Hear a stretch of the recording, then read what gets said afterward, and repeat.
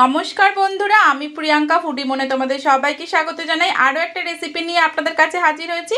আজকে শুধুমাত্র বাচ্চাদের জন্য একটা রেসিপি নিয়ে আমি হাজির হয়েছি। আমাদের মতো মায়েরা কিন্তু প্রতিদিনই ভাবতে থাকে স্কুলে কি টিফিন বানাবো, তো সেই জন্য আজকে সেই এরকম একটা রেসিপি আপনাদের কাছে শেয়ার করছি। তো আজকে আমি বানাবো 1 কাপ আটা দিয়ে একটা দুর্দান্ত টিফিনের রেসিপি। তো প্রথমে আমি এখানে 1.5 কাপের মতো আটা নিয়েছি, সেটাকে একটু ময়ান দিয়ে নুন আর তেল দিয়ে কিন্তু ভালো করে মেখে নিয়েছি।